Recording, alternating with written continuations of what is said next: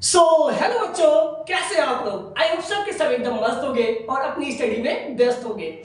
आज हम लोग डिस्कस करने वाले हैं इलेक्ट्रिसिटी यानी विद्युत चैप्टर के बारे में। इससे पहले भी हमने पार्ट 1 में इसी के बारे में डिस्कस किया था, जहां पर हमने कुछ बेसिक चीजों के बारे में, जैसे वैद्युत धारा क्या होती है, विभव क्या होता है, विभवांतर क्या होता है, आवेश क्या होता है, इन सब चीजों के बारे में हमने डिस्कस किया हुआ था। साथ ही साथ हमने कुछ न्यूमेरिकल्स भी देखे थे।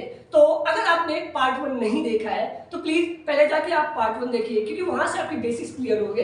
देन आपको यहाँ पर चीजें और भी अच्छे से समझ आएंगी। तो आज के इस लेक्चर में हम लोग विद्युत परिपथ यानी इलेक्ट्रिक सर्किट के बारे में पढ़ने वाले हैं। अब इलेक्ट्रिक सर्किट क्या होती है, तो आप लोगों का घर है ना, घर में क्या होती है, हमारे पूरे घर में वायरिंग की गई होती है। क्या की गई होती है? वायरिंग। जैसे हमारे यहाँ फैन लगी हुई है, बल्ब लगा हुआ है, हीटर लगी हुई है, वॉशिंग मशीन है, सब क्या है, कहीं ना कहीं एक पूरे परिपथ से ही क्या होता है, अटैच होता है। तो वो जो पूरा परिपथ बनता है, यानी इलेक्ट्रिसिटी का खंभे से हमारे घर तक आना और यहाँ से क्या होना कि पूरे घर में हमारे सर्कुलेट होना, जो इलेक्ट्रिसिटी हो रही है वो कैसे हो रही है, कैसे उसका परिपथ बन रहा है, उन चीजों के बारे में हम आज डिस्कस करेंगे। लेकिन उस चीज के बारे में डिस्कस करने से पहले मैं आपको कुछ बेसिक चीजें बताना चाहूंगा कि किसी भी एक परिपथ में क्या क्या चीजें होती हैं और कैसे उससे हम फिर समझते हैं। तो इस टॉपिक को यानी विद्युत परिपथ को अभी थोड़ी देर के लिए रोकते हैं। पहले इसमें जो चीजें यूज होती हैं, ठीक है, किस किस चीज से मिलके एक विद्युत परिपथ बनता है, पहले उसके बारे में देखते हैं।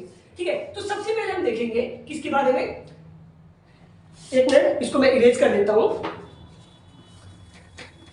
ठीक है, तो सबसे पहले हम देखने वाले हैं सोर्स यानी स्रोत के बारे में। किसके बारे में? स्रोत। ये क्या होता है? ठीक है, इसी को कहते हैं सोर्स। देखो अब ये क्या होता है, अगर हम सोर्स की बात करें तो कोई भी अगर एक इलेक्ट्रिकल सर्किट है, जैसे हमारे घर का ही देख लो, तो क्या होती है, जब हमारे यहाँ इलेक्ट्रिसिटी यानी लाइट रहती है तब तक क्या होता है, वो सारी फैंस या जो भी चीजें हैं वो ऑपरेट होती रहती है। लेकिन जैसे ही इलेक्ट्रिसिटी चली जाती है तो क्या होता है, हमारे घर में इन्वर्टर लगा होता है एंड फिर क्या कहता है, इन्वर्टर ही सप्लाई देना शुरू कर देता है। तो वो जो सप्लाई हमारे घर आ रही है या इन्वर्टर से हमें सप्लाई मिल रही है, क्या रहा, जो खंभे से हमारे घर में सप्लाई आ रही है या फिर जो हमें इन्वर्टर से सप्लाई मिल रही है, उसी चीज को हम क्या कहते हैं, सोर्स कहते हैं यानी स्रोत कहते हैं। यानी किसी भी परिपथ में जो धारा का प्रवाह हो रहा है वो किस वजह से हो रहा है, वही हमारा क्या होगा, सोर्स यानी स्रोत होगा। अब देखो, जो हमारा स्रोत है यानी सोर्स है, ये भी क्या होते हैं, दो तरीके के हो सकते हैं। कितने तरीके के? दो तरीके के। पहला एसी सोर्स, ठीक है, और दूसरा क्या होता है, डीसी। क्या क्या? एसी और डीसी, ये दो तरीके के हो सकते हैं। अब देखो, जो हमारे घरों में आती है या जो फैक्ट्रियों में यूज होते हैं वो सब कौन कौन से, जैसे ये कहाँ पे, हमारे जो घरों में या फिर जो फैक्ट्रीज होती है, ठीक है, यहां सब पे, कहां पे, इन सब जगहों पे हम किसका यूज करते हैं, एसी का यूज करते हैं। वही अगर हम डीसी की बात करें, ठीक है, तो जैसे हमारे रिमोट के सेल हो गए, ठीक है, जो हमारा रिमोट होता है, या फिर कुछ इमरजेंसी सिचुएशन में हम क्या करते हैं, डीसी का, जैसे क्या होता है, जब हमारे घर पे इलेक्ट्रिसिटी चली जाती है तो हम बैटरी का यूज करते हैं ना, तो यहाँ पे वही है, जैसे रिमोट का सेल हो गया, ठीक है, रिमोट का सेल, या फिर जो हमारे फोन की बैटरी होती है, ठीक है, क्या चीज, फोन की बैटरी, या इसी तरीके से लैपटॉप हो गया, या जितनी भी चीजें हैं तो वो सब किस में आ जाती है, डीसी में आ जाती है। अब यहां पर हमने देखा कि सोर्स दो तरीके के हो सकते हैं, पहला एसी और दूसरा डीसी। अब हम यहां पर देखें तो जो डीसी है वो भी क्या होगी, दो तरीके से यहां पर बढ़ जाती है। कैसे कैसे? देखो, अब अगर यहां से हम डीसी की बात करें तो डीसी क्या होगा, दो तरीके से बढ़ जाएगा। अब वो क्या क्या होगा, तो डीसी, एक तो हम सेल से, ठीक है, सेल से डीसी लेते हैं, और दूसरा किससे, बैटरी से लेते हैं। किससे किससे? पहला सेल से और दूसरा बैटरी से। तो ये दो सोर्स होते हैं किसके लिए, डीसी के लिए, और एसी का अपना एक ही सोर्स है, ठीक है। तो यहां से हम क्या करेंगे, सेल से या बैटरी से, दोनों में से किसी से भी क्या कर सकते हैं, एज अ सोर्स किसी परिपथ में यूज कर सकते हैं। अब देखो, सेल क्या होता है और बैटरी क्या होती है, तो अगर आपको याद हो तो पार्ट 1 में हमने थोड़ा सा इसके बारे में बताया हुआ था, लेकिन हम यहाँ पर फिर से डिस्कस कर लेते हैं कि सेल और बैटरी क्या होती है। जैसे अगर कोई एक पॉजिटिव टर्मिनल हो और एक नेगेटिव टर्मिनल हो, ठीक है, ये हमारा क्या हो गया, पॉजिटिव, और ये हो गया हमारा नेगेटिव। अगर ऐसा कुछ दिया गया है तो इसको हम कहते हैं सेल। क्या कहते हैं? सेल कहते हैं, ठीक है, ये हमारा हो गया सेल। अब जब ढेर सारे सेल यानी एक से ज्यादा सेल्स को, ठीक है, एक से ज्यादा सेल अगर हो जाए, ठीक, तो इसको हम क्या कहते हैं, बैटरी कह देते हैं। ये प्लस ये माइनस, यानी अगर सिंगल है तो सेल और एक से ज्यादा है तो क्या हो जाएगी, बैटरी हो जाएगी। तो यहां पर उसी तरीके से बताया गया, या तो हम सेल से, ठीक है, जिसका यूज हम कहाँ करते हैं, जैसे जो हमारे खिलौने वाली रिमोट कंट्रोल कार्ड्स आती है उनके रिमोट कंट्रोल में, या फिर टीवी की रिमोट आती है, तो वहां पर हम किसका यूज करते हैं, सेल का यूज करते हैं। और वहीं पर अगर हम बैटरी की बात करें तो बैटरी हमारी बहुत से कामों में यूज होती है, जैसे लैपटॉप हो गया, फोन हो गया, ऐसे सब जगहों पे हम किसका यूज करते हैं, बैटरी का। अब देखो इसमें भी क्या होते हैं, सेल भी कई टाइप के होते हैं।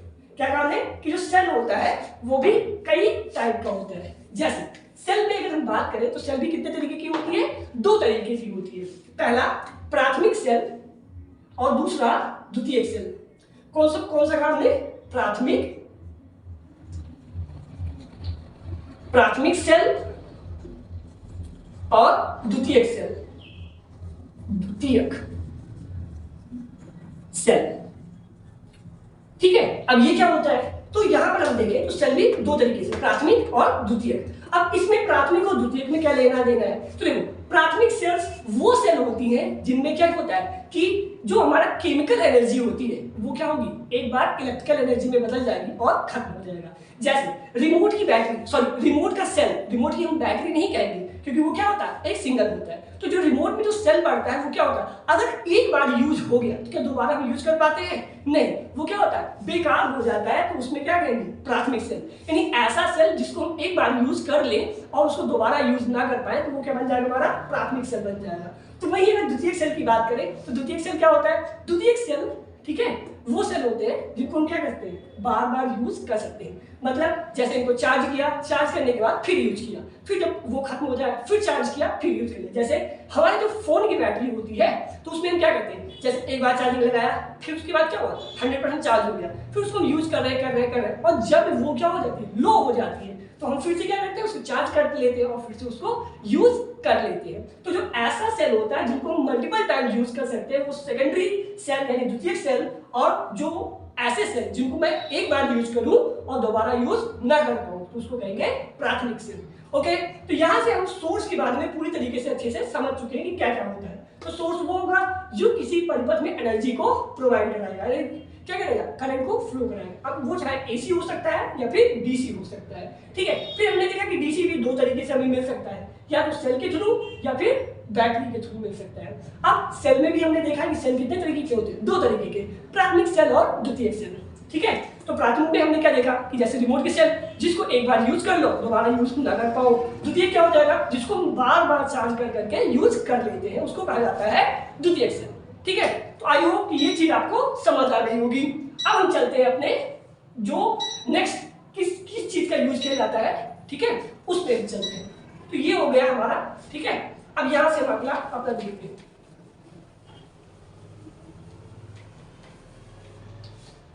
सोर्स की बात में अब देखो हमें पता है कि जब सोर्स लगा है तो धारा भी फ्लो होगी, ठीक है। तो जब धारा फ्लो होगी तो धारा को भी तो हमें किसी न किसी तरीके से मेजर करना होता है ना। तो धारा को भी मेजर करने के लिए हम क्या करते हैं, किसी भी परिपथ में जब धारा फ्लो कर रही होती है, बह रही होती है, तो उसको हमें मेजर किया जाता है। तो किस तरीके से हम मेजर करेंगे, किससे मेजर करेंगे, इन सारी चीजों को हम देखेंगे। जैसे अभी एक बात बताओ, जब आप मार्केट जाते हो बाजार में सब्जी लेने, तो सब्जी वाले क्या करता है, किलो में तौल देता है कि हाँ आलू 2 किलो 4 किलो 5 किलो। तो वो जो तौलने के लिए किसका यूज किया, किस यूनिट का, किसका, तराजू का यूज किया, उसके थ्रू वो कर रहा है, या बाट का यूज किया जो क्या होगा, मेजरमेंट का यूनिट होगा। तो ऐसे ही हम किस इंस्ट्रूमेंट का यूज करेंगे जब हमें करंट को मापना हो, या किसी भी सर्किट में किसी भी परिपथ में अगर वोल्टेज दिया गया हो तो हम कैसे मापेंगे, इन सारी चीजों को एक एक करके समझते हैं। तो देखो सबसे पहले मैं ये बताऊंगा, जैसे अगर कोई भी हमारा इलेक्ट्रिसिटी परिपथ है, ठीक है, एक विद्युत परिपथ है, तो सबसे पहले हमें ये पता करना होगा क्या उसमें कोई करंट फ्लो हो रही है कि नहीं हो रही है। तो जब हमें केवल इतना बार पता करना हो कि उसमें जो करंट है वो फ्लो हो रही है या नहीं हो रही है, इस चीज को अगर हमें पता करना होता है तो हम यूज करते हैं गैल्वेनोमीटर का। गैल्वेनोमीटर किसका यूज करते हैं, गैल्वेनोमीटर का। अब ये क्या होता है, तो देखो गैल्वेनोमीटर का जो साइन होता है वो कुछ ऐसे होता है, ठीक है। एक ये हमारा वायर को यानी सर्किट को बीच में क्या होगा सर्कल बना के उसमें अगर हमने जी लिख दिया तो वो किसको डिनोट करेगा, गैल्वेनोमीटर को डिनोट करेगा।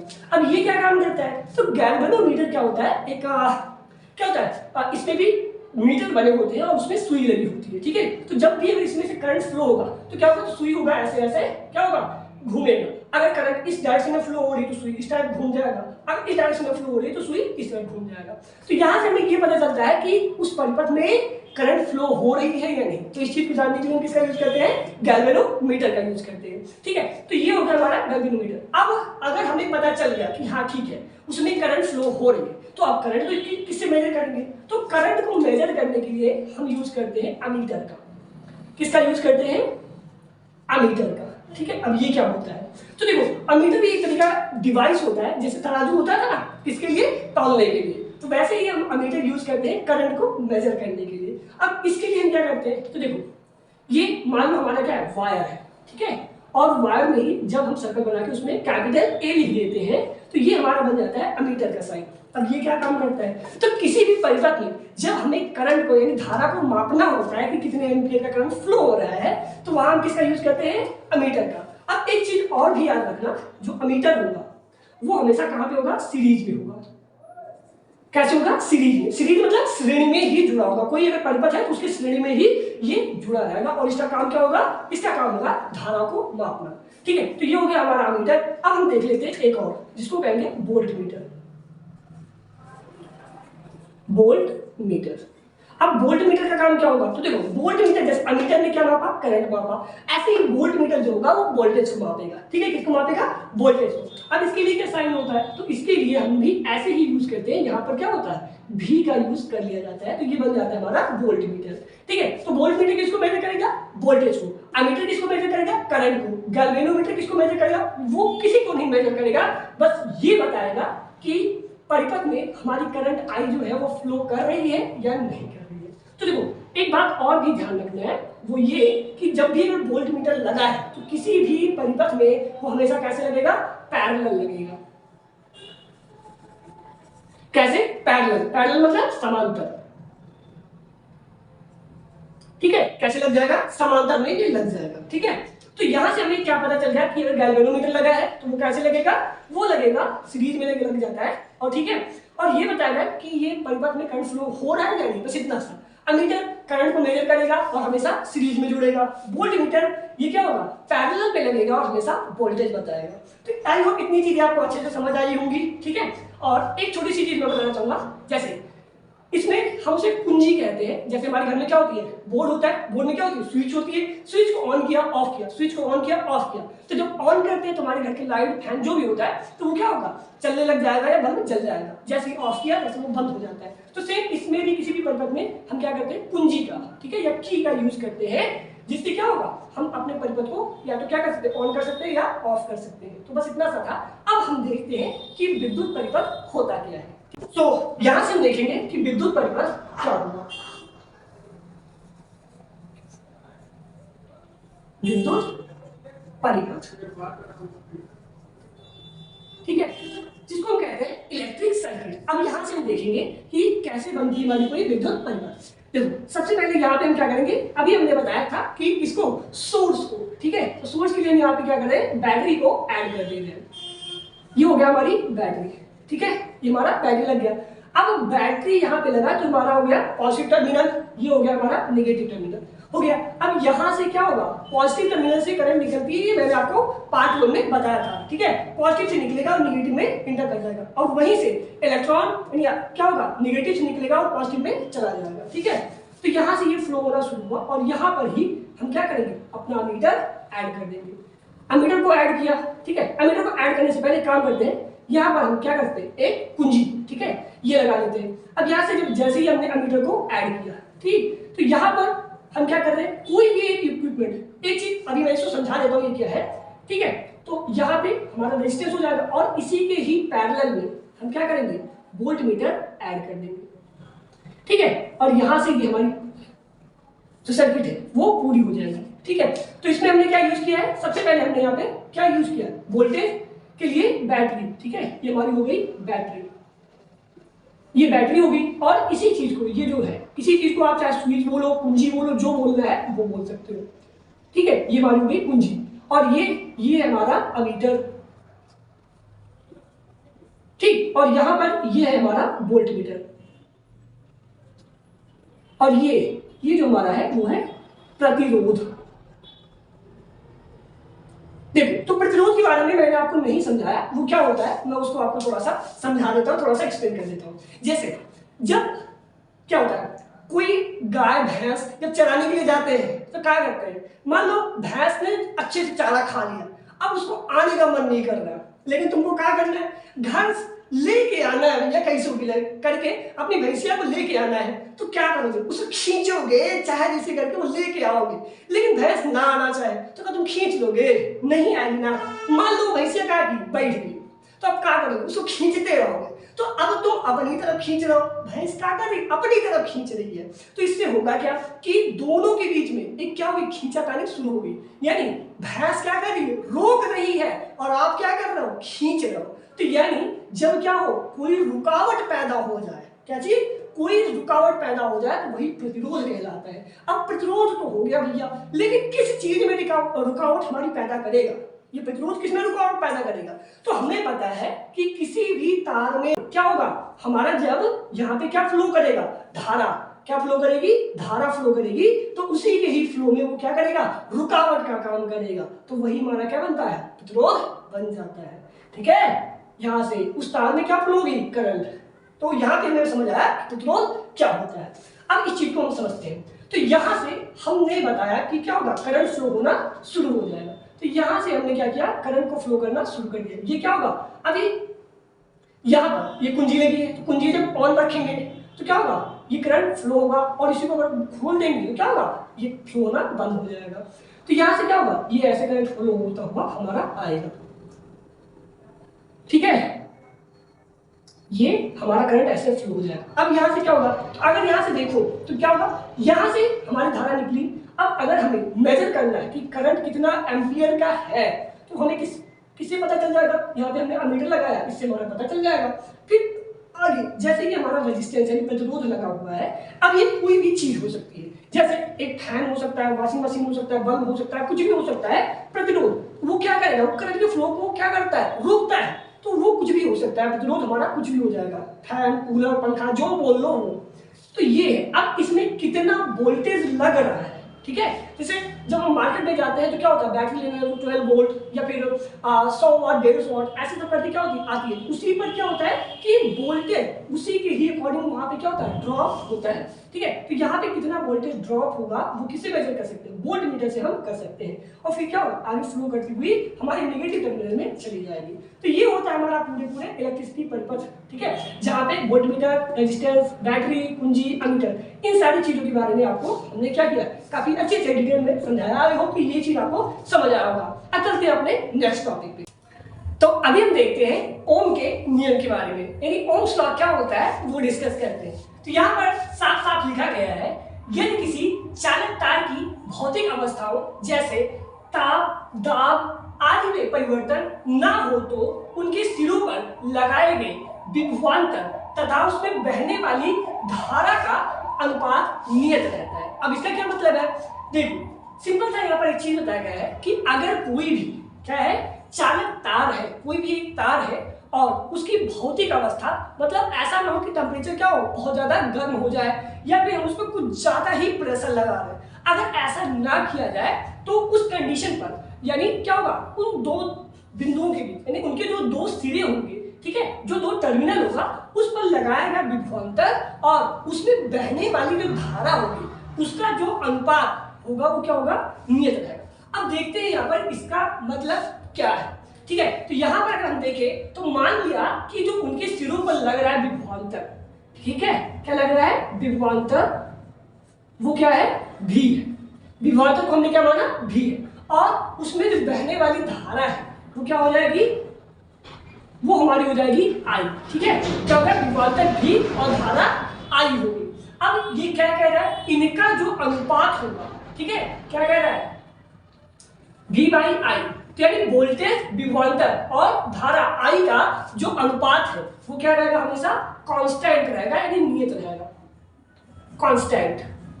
ठीक है, क्या रहेगा, हमेशा वो एक कांस्टेंट रहेगा। तो यहां से हम समझते हैं कि ये कैसे क्या काम करेगा। तो वोल्टेज और धारा का जो अनुपात है वो हमेशा क्या होगा, कांस्टेंट रहेगा। कब, जब किसी तार में अगर ये लगे हुए और करंट फ्लो हो रही है, ठीक है, तो उसकी अगर भौतिक अवस्था परिवर्तित ना की जाए, ठीक, उस कंडीशन पर ये हमेशा क्या होगा, कांस्टेंट रहेगा। अब देखो ये जो कांस्टेंट है यानी ये नियत मान है, ये किस पर निर्भर करता है, तो जो वो तार है उसका क्रॉस सेक्शन एरिया, ठीक है, क्या चीज, जो तार है, ठीक है, यानी तार बिजली से पतले हमारे पिया, तो यानी तार का जो एरिया है, पतला है, मोटा है, उस पर तार किस धातु की बनी है, इस पर, इन सब चीजों पर क्या होगा, कांस्टेंट का मान क्या होता है, निर्भर करता है। और उसी कांस्टेंट पे यानी जो हमारा तार का पदार्थ है उस पर, या उसकी साइज क्या है, पतला मोटा जो भी, उसी पर निर्भर करेगा। और उसी चीज को ही हम क्या कहते हैं, प्रतिरोध कहते हैं। क्या कहते हैं, प्रतिरोध, ठीक है, प्रतिरोध कहा जाता है। तो अब ये क्या हो जाएगा, V/I इक्वल टू R, ठीक है, यहां से हमारा एक फॉर्मूला निकल गया, V/I इक्वल टू R। और ये क्या है, बहुत ही इंपॉर्टेंट फॉर्मूला है, ठीक है, क्योंकि आगे क्या होगा इस पर हम न्यूमेरिकल करेंगे। तो इसको अच्छे से याद रखिए, V/I इक्वल टू R, या फिर आप इसे कह सकते हैं R इक्वल टू V/I, ठीक है, तो इससे आप याद कर सकते हैं। तो यहीं से ही हम दो और भी फॉर्मूले डिराइव कर सकते हैं। जैसे अगर हमें वोल्टेज निकालना है, ठीक है, हमें क्या निकालना है, वोल्टेज, तो यहाँ पे हम क्या करेंगे, जो I हमारा क्या है हर में, तो इसको क्या करेंगे, इस साइड भेज देंगे। तो यहाँ से क्या हो जाएगा, V इक्वल टू क्या हो जाएगा, R इंटू I, ठीक है। तो यहाँ से हमें एक और फॉर्मूला मिल जाएगा जो किसका होगा, वोल्टेज का, यानी वोल्टेज क्या होगा, प्रतिरोध और धारा के गुणनफल के बराबर होगा। यहीं से हम क्या करेंगे, एक और जो धारा के लिए फॉर्मूला होता है उसको भी हम यहीं से ड्राइव कर लेते हैं, ठीक है। जैसे I अगर निकालना होगा तो क्या करेंगे, I को यहाँ पे और R को यहाँ पर हम शिफ्ट कर देंगे। तो ये क्या हो जाएगा, I इक्वल टू V/R, ये हमारा हो गया कब, जब हमें करंट को फाइंड करना होगा। तो यहाँ से हमने देखा तीन फॉर्मूले, जब हमें करंट, वोल्टेज और प्रतिरोध, इन तीनों के बीच में अगर कोई भी रिलेशन निकालना है तो हम यहाँ से इन तीन फॉर्मूलों का यूज करके कर सकते हैं। अब देखो, अब ऐसे भी इनको याद करना, याद रखना थोड़ा सा क्या होता है, थोड़ा सा प्रॉब्लम होती है, कठिन हो जाती है, भूल जाते हैं। तो मैं आपको एक छोटा सा ट्रिक बताता हूँ जिससे क्या होगा, आप इसको बहुत ही आसानी से याद रख सकते हैं, जिसको मैं ट्रायंगल रूल कहता हूँ। क्या कहता हूँ, ट्रायंगल रूल। जैसे देखो यहाँ पे क्या है, हमने बना दिया एक ट्रायंगल, ठीक है। अब ट्रायंगल को क्या करेंगे, हम यहाँ पे तीन पार्ट में डिवाइड कर देंगे, ठीक। अब सबसे ऊपर हम क्या लिखेंगे, V लिख देंगे, और फिर क्या लिखेंगे, I और R, ठीक है। अब देखो, अब ये क्या है, आप कहोगे कि सर ये क्या है, तो देखो यहां से हम समझेंगे कि ये तीनों फॉर्मूले कैसे निकाल सकते हैं। जैसे अगर मान लो हमको रेजिस्टेंस यानी प्रतिरोध निकालने के लिए कहेगा तो क्या करेंगे, इसको बंद करेंगे तो क्या हो जाएगा, V/I, क्या हो गया, V/I। ऐसे ही अगर वोल्टेज निकालने को कहेगा तो क्या हो जाएगा, यहाँ से, तो वोल्टेज को जब बंद करेंगे तो क्या हो जाएगा, I और R, तो I इंटू R। I निकालने के लिए कहेगा तो क्या होगा, V/I, तो ऊपर है और नीचे है तो अपॉन, और अगल बगल है तो मल्टीप्लाई। आई होप ये समझ आया होगा। तो अब चलते हैं हम कि करंट और वोल्टेज के बीच में ओम के नियम के अकॉर्डिंग ग्राफ कैसा बनता है, ठीक है, वो हम थोड़ा सा डिस्कस करते हैं।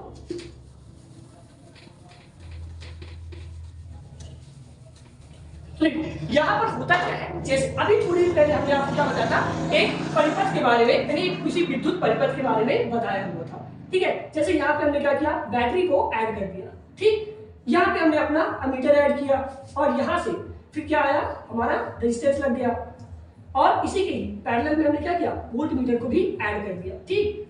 अब यहाँ पर हमने क्या किया, एक रेजिस्टेंस को ऐड कर दिया है, ठीक है। अभी मैं इसको पूरा आपको समझाता हूँ। ये क्या है, ये हमारा रेजिस्टेंस, ये वोल्ट मीटर, ये कुंजी, ये प्लस माइनस, ये क्या होती है हमारी वोल्टेज, कह सकते हो इस तरीके से कि हमारा वोल्टेज होता है जो क्या होगा, पूरे परिपथ में करंट का फ्लो कराएगा। अब यहाँ से हम देखेंगे कि वोल्टेज और करंट के बीच का ग्राफ बनता कैसे।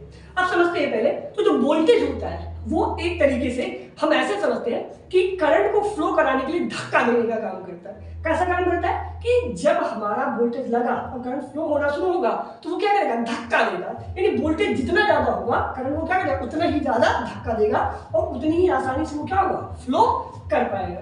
अब देखो यहाँ से क्या होगा, यहाँ पे क्या लगा है, एक रेजिस्टेंस लगा है, यानी जब ये तार यहाँ पर होगा, ठीक है, तो देखो ये कम जगह ले रहा है ना, तो रेजिस्टेंस भी क्या होगा, कम होगा। यही खींच के यहाँ आया तो क्या होगा, रेजिस्टेंस बढ़ जाएगा, करंट कम फ्लो होगा। तो यहाँ से अब हम कुछ चीजें डिस्कस करके निकालते हैं। अब समझिएगा यहाँ पे,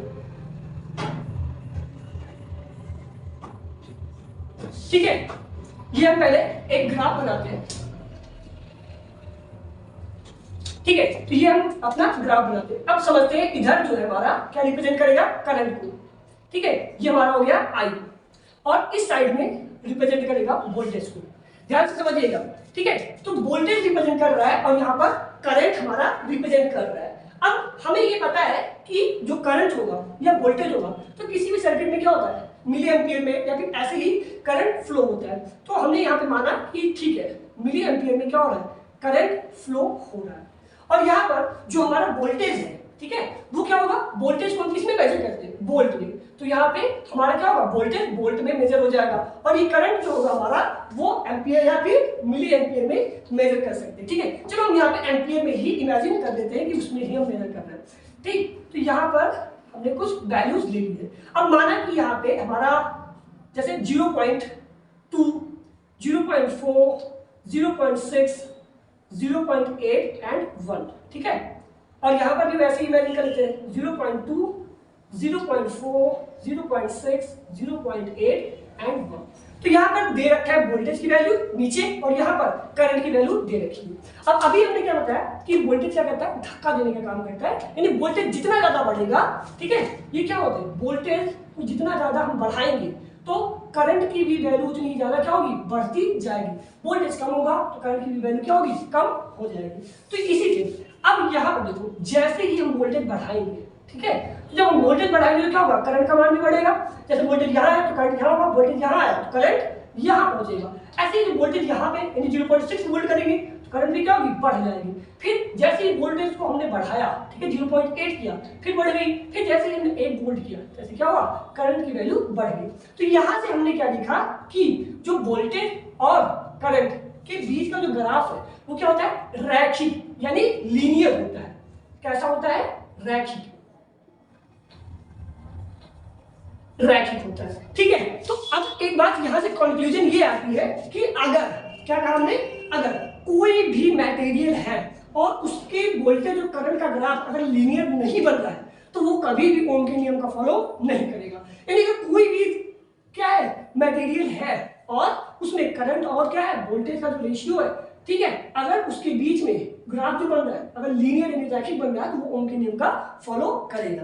तो ये हमारा ओम का नियम। अब हम चलते हैं अपने नेक्स्ट टॉपिक रेजिस्टेंस पर। अब हम देखते हैं कि वैद्युत प्रतिरोध क्या होता है। तो अभी तक हमने जो देखा उसमें हमने ओम के नियम के बारे में ये सारी चीजें देखी थी। अब वैद्युत प्रतिरोध होता क्या है, तो देखो, जो वैद्युत प्रतिरोध, अभी इससे पहले भी हमने बताया था कि प्रतिरोध जो होता है उसको किससे रिप्रेजेंट करते हैं, आर से रिप्रेजेंट करते हैं, ठीक है, यानी रेजिस्टेंस। और इसका जो सिंबल होता है वो क्या होता है, ऐसे जिगजैग लाइन ऐसे ही होता है। अब ये एग्जैक्टली होता क्या है, ये हम थोड़ी सी चीजें यहाँ पर देख लेते हैं, ठीक है। तो यहाँ से अगर हम देखें तो वैद्युत प्रतिरोध क्या कहता है, तो वैद्युत प्रतिरोध की अगर हम बात करें तो ये क्या होता है, ये कहता है कि अगर कोई भी दो टर्मिनल है, ठीक है, किन्हीं भी दो बिंदुओं के बीच जो विभवांतर लगाया गया है और उस विभवांतर की वजह से जो उसमें धारा प्रवाहित हो रही है, ठीक है, तो उनका जो अनुपात होगा वही हमारा प्रतिरोध कहलाएगा। इसका मतलब ये है कि जो विभवांतर लगा है और उसके कारण जो फ्लो होने वाली धारा है तो इनका जो अनुपात होगा वही क्या होगा, प्रतिरोध होगा। अभी ओम के नियम में भी मैंने ये चीज बताई थी। तो यहाँ से एक बार फिर से देख लेते हैं कि किन्हीं भी दो बिंदुओं के बीच लगाया गया जो विभवांतर होगा, ठीक है, यानी जो बैटरी होती है हम लगा रहे हैं तो उसकी वजह से जो वोल्टेज हो रहा है वही, तो उसकी वजह से जो हमारे सर्किट में करंट यानी धारा फ्लो होगी तो इन दोनों का अनुपात किसके बराबर होगा, प्रतिरोध के बराबर होगा। ठीक है, अब ये तो हम समझ गए। अब प्रतिरोध की अगर हम यूनिट की बात करें यानी उसके मात्रक की बात करें तो इसका जो मात्रक होता है वो क्या होता है, ओम होता है। क्या होता है, ओम। ठीक है, प्रतिरोध का मात्रक क्या होता है, ओम होता है। अब अगर इसी को हम देखें तो जैसे हम वोल्टेज को V से, ठीक है, करंट को I से, ऐसे ही हम ओम को क्या करते हैं, ग्रीक लेटर, ग्रीक अक्षर ओम, ठीक है, ऐसे इस लेटर से हम क्या करते हैं, इसको रिप्रेजेंट करते हैं। अब ये हो गया रिप्रेजेंटेशन की बात। तो जैसे ही हम वोल्टेज को वोल्ट में, ठीक है, और करंट को एम्पियर में, मिली एम्पियर में मेजर करते हैं, ऐसे ही हम जब रेजिस्टेंस की बात आती है तो रेजिस्टेंस का जो सबसे बड़ा यूनिट होता है वो होता है मेगा ओम, सॉरी, हाँ, तो जो रेजिस्टेंस का जो सबसे बड़ी यूनिट होगी वो क्या होगी, मेगा ओम, मेगा ओम, ठीक है, जो क्या होगा 10⁶, ठीक है, मेगा ओम में क्या होगा 10⁶ ओम। तो यहां पर ये इसकी सबसे बड़ी यूनिट होती है। अगर हम इसी के क्या करें, जो सबसे छोटी यूनिट है उसकी बात करें तो वो होती है माइक्रो ओम। क्या होती है, माइक्रो ओम, जो क्या हो जाएगा 10⁻⁻⁶ ओम, ठीक है। मेगा ओम सबसे बड़ा 10⁻⁶ ओम, माइक्रो ओम 10⁻⁻⁶, यहाँ पे प्लस में जाएगा और यहाँ पर माइनस में जाएगा। तो ये हो गई इसकी सबसे बड़ी यूनिट और ये होगी इसकी सबसे छोटी यूनिट। तो यहाँ से हमने देखा कि इसका यूनिट क्या होगा, इसको किससे रिप्रेजेंट करेंगे और इसकी सबसे बड़ी और छोटी यूनिट। अब बात करते हैं कि जो प्रतिरोध होता है किसी भी तार में वो किस चीज पर डिपेंड करता है, ठीक है। तो अगर कोई भी तार है, ठीक है, जैसे ये वाला हमारी क्या है, कोई एक वायर है, ये हमारा तार है, ठीक है। अब ये तार जो होगा इसमें जो हमारा प्रतिरोध होगा वो किस बात पर निर्भर करेगा, तो ये कई चीजों पर निर्भर करता है। किस किस पर निर्भर करता है हम एक एक करके उसको देखते हुए चलते हैं।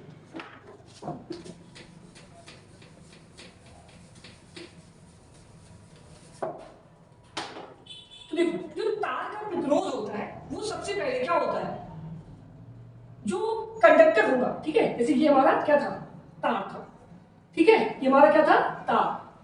तो सबसे पहले इसकी मान लो हमारे जो लंबाई है उसको L, ठीक है, और इसका जो क्रॉस सेक्शन एरिया है ये वाला, ये क्या होगा A, यानी उसका एरिया, ये हो गया हमारा। तो ऐसे ही कई चीजों पे क्या होता है, डिपेंड करता है।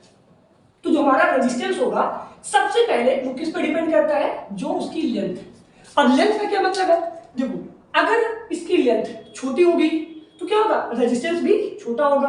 अगर लेंथ ज्यादा होगी तो रेजिस्टेंस भी क्या होगा, ज्यादा हो जाएगा। जैसे अगर आपको क्या हो, थोड़ी दूर चलना होगा तो नहीं थकोगे, लेकिन ज्यादा दूर चलना पड़ेगा तो थक जाओगे ना। तो सिमिलर ऐसे ही जो रेजिस्टेंस होगा अगर कम दूरी तय करेगा तो कम लगेगा, और अगर ज्यादा दूरी तय कर रहा है तो रेजिस्टेंस क्या होगा, ज्यादा हो जाएगा। तो पहला तो इस पर डिपेंड करता है। फिर दूसरा किस पर डिपेंड करता है, ये जो आर होता है वो इनवर्सली प्रोपोर्शनल होता है 1/एरिया के, ठीक है, किसके, 1/एरिया के। इसका मतलब क्या है, यानी अगर कोई भी तार क्या होगा, ज्यादा मोटा होगा, ठीक है, क्या होगा, ज्यादा मोटा होगा, ठीक, तो वो क्या होगा, उसमें जो रेजिस्टेंस होगा वो कम हो जाएगा, ठीक है। एरिया ज्यादा तो रेजिस्टेंस कम, और अगर एरिया कम होगा, ठीक है, क्या कहा हमने, अगर एरिया कम हुआ तो रेजिस्टेंस भी बढ़ जाएगा, ठीक है। यानी तार बिजली से पतले हमारे पिया, अगर पिया जी की तरह ही तार भी क्या होगा, अगर पतला है तो क्या होगा, रेजिस्टेंस ज्यादा होगा, और अगर क्या होगा,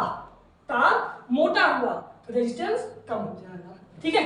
अब इसके साथ साथ और भी जो हमारा तीसरा फैक्टर है कि किस पे, तो पदार्थ पर, ठीक है, कि किस पदार्थ का ये तार बना हुआ है। जैसे सिल्वर हो गया, कॉपर हो गया, या एल्युमिनियम का है, या किस मटेरियल से, किस पदार्थ से, किस धातु से ये बना हुआ है, इस पर भी डिपेंड करता है कि रेजिस्टेंस कम होगा या ज्यादा होगा। इसके अलावा ये भी एक फैक्टर है कि ताप, यानी टेम्परेचर, ठीक है। अगर किसी भी वायर का जो टेम्परेचर है अगर वो बढ़ा तो जो रेजिस्टेंस है वो भी क्या होगा, बढ़ जाएगा। यानी ताप बढ़ने के साथ साथ रेजिस्टेंस भी क्या होता है, बढ़ जाता है, ठीक है। तो ये चार फैक्टर है, पहला लंबाई, दूसरा इसका क्रॉस सेक्शन एरिया, तीसरा कि ये किससे बना है, और चौथा कि इस पर ताप इसका बढ़ रहा है, इसका टेम्परेचर बढ़ रहा है तो रेजिस्टेंस भी बढ़ जाएगा, ठीक है। अब यहां से मैं आपको कुछ चीजें बताता हूं। तो ये जो रेजिस्टेंस इन सब चीजों पे क्या कर रहा है, डिपेंड कर रहा है, रिलाई कर रहा है, यही क्या कहलाती है, इसकी प्रतिरोधकता कहलाती है, ठीक है, रेजिस्टिविटी कहलाती है। उस चीज को भी हम समझते हैं। तो देखो यहां से अगर हम देखें तो आर इसके डायरेक्टली प्रोपोर्शनल है और आर इसके क्या है, इनवर्सली प्रोपोर्शनल है। तो यहां से हम इसको कह सकते हैं कि जो आर होगा वो क्या होगा, एल अपॉन ए के क्या होगा, डायरेक्टली प्रोपोर्शनल हो जाएगा। यहाँ से हम ये चीज कह सकते हैं ना, क्या होगा, एल इंटू वन बाई ए, ठीक है, एल इंटू वन अपॉन ए, तो कितना हो जाएगा, एल अपॉन ए, यहाँ से हो गया। अब जब प्रोपोर्शनलिटी का साइन हटता है तो कुछ ना कुछ उसकी जगह पे आ जाता है। क्या कहा हमने, जब ये जो हमारे ये क्या है प्रोपोर्शनल का साइन है, अगर ये हटा तो कोई ना कोई वहां पर क्या होगा, वैल्यू आ जाएगी। तो ऐसे ही जब यहाँ से हम प्रोपोर्शनलिटी को हटाते हैं तो यहाँ पर एक प्रोपोर्शनलिटी कांस्टेंट आता है जिसको हम कहते हैं रो, ठीक है, ये कुछ ऐसे पी सा बनता है जिसको हम कहते हैं रो। तो ये क्या हो जाएगा, रो और एल बाई ए, ठीक है। तो यहाँ से जो हमारा रेजिस्टेंस का वैल्यू आएगा वो क्या होगा, R equal to rho L by A, ये रेजिस्टेंस आया।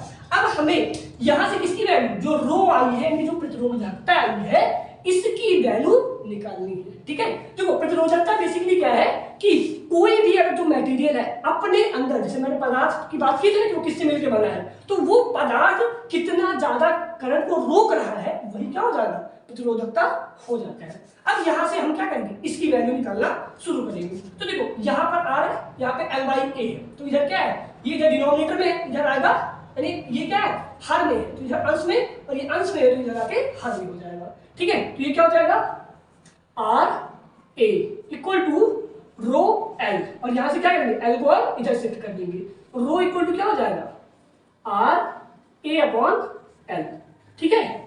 ये हो गया इसका फॉर्मूला, किसका, प्रतिरोधकता का। इसको क्या कहेंगे, प्रतिरोधकता, प्रतिरोधकता, ठीक है, यानी रेजिस्टिविटी। अब ये हो गया इसका फॉर्मूला। अब इसकी यूनिट क्या होती है, तो इसकी जो यूनिट होती है वो होती है ओम मीटर। क्या होता है, ओम मीटर।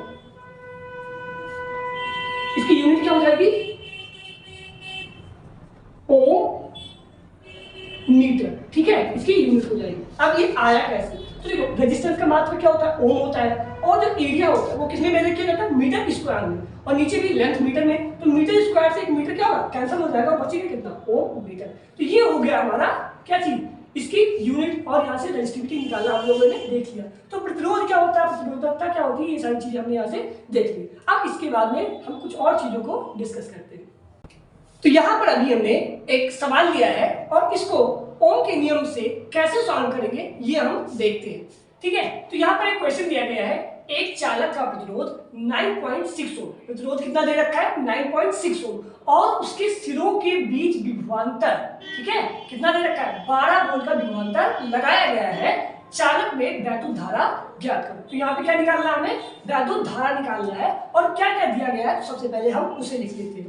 तो जब भी सॉल्यूशन करने लगो तो सबसे पहले क्या क्या करो, जो जो दिया गया है उसको आप क्या करोगे, लिख लोगे। और अगर आपको नहीं समझ आ रहा कि क्या दिया गया है क्या नहीं दिया गया है, तो हमेशा ये ध्यान दो कि जो भी वैल्यू दी गई है उसके पीछे का यूनिट क्या है, ठीक है, मात्रक क्या है। तो अब यहाँ पे ओम दे रखा है, तो ओम किसका होता है, रेजिस्टेंस का होता है, और वोल्ट, वोल्ट किसका होता है, वोल्टेज का होता है। तो हमें यहाँ से पता चल जाएगा कि क्या क्या दे रखा है। तो हमारा जो प्रतिरोध है, ठीक है, प्रतिरोध यानी आर, ये कितना दे रखा है, 9.6 ओम दे रखा है, और वहीं पे जो हमारा विभवांतर है, ठीक है, क्या चीज, विभवांतर, ठीक है, विभवों के बीच का अंतर कितना दे रखा है, 12 वोल्ट, 12 वोल्ट, ठीक है।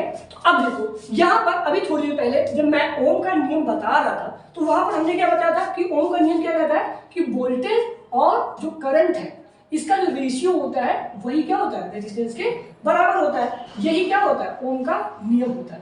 तो यहाँ से हमें आर की वैल्यू पता है और भी की वैल्यू पता है, ठीक है, विभवांतर क्या होता है, भी, ठीक है। अब हमें आई निकालना है, तो आई को निकालने के लिए हम क्या करेंगे, आई को यहाँ भेजेंगे और आर को यहाँ पर भेज देंगे। तो आई इक्वल टू क्या हो जाएगा, भी बाई आर। तो अब इसी का ही यूज करेंगे और यहीं से हम इसको फाइंड करेंगे। तो देखो अब आई यानी धारा को हमको निकालना है, तो आई इक्वल टू क्या हो जाएगा, भी कितना दे रखा है, 12 वोल्ट, कितना हो जाएगा 12, और अपॉन में आर यानी रेजिस्टेंस यानी प्रतिरोध दे रखा है जो कितना है 9.6 दे रखा है। अब इसको हम क्या करेंगे, सॉल्व करेंगे। तो नीचे क्या दे रखा है, डेसिमल दे रखा है, तो जैसे ही, और डेसिमल के बाद कितने डिजिट है, एक डिजिट है, तो जैसे ही डेसिमल को हमने रिमूव किया तैसे ही ऊपर क्या होगा, एक जीरो बढ़ जाएगा। अब यहाँ पर अगर हम देखें तो 12 के पहाड़े में क्या हो जाएगा, 12 अट्ठे 96, और ये क्या हो जाएगा 12 दामा 120, ठीक है। अब अगर इसको देखें तो ये किससे कट जाएगा, 2 से, 2 पंचे 10, 2 चौके 8। अब यहाँ से कितना आ जाएगा, तो I इक्वल टू 5/4। ठीक है, अब ये कितना हो जाएगा, जब इसको आप भाग करेंगे तो कितना आ जाएगा, 4 के 4। ठीक है, 4 के 4 बचा कितना 1, जैसे ही डेसिमल लगेगा कितना हो जाएगा 10, तो 4 दूनी 8 और फिर कितना 2 4 पंचे 20। ठीक है, तो 1.25 इतना क्या हो जाएगा एम्पियर। ठीक है, यहां पर 1.25 एम्पियर की करंट क्या होगी, फ्लो होगी। तो आई होप ये क्वेश्चन आपको समझ आया होगा। तो आई होप कि इस लेक्चर में जितने भी टॉपिक डिस्कस किए गए हैं आपको बहुत ही अच्छे से समझ आया होगा। न्यूमेरिकल भी हमने किया है, तो अगर आपने पार्ट 1 नहीं देखा है तो पार्ट 1 आपको चैनल पे प्लेलिस्ट में मिल जाएगा, आप वहां से जाके देख सकते हो, या फिर इसी के ऊपर आई बटन में मैं इसकी लिंक दे दूंगा पार्ट 1 की, आप वहां से भी देख सकते हो। सो मिलते हैं आपसे नेक्स्ट वीडियो में, तब तक के लिए जय हिंद।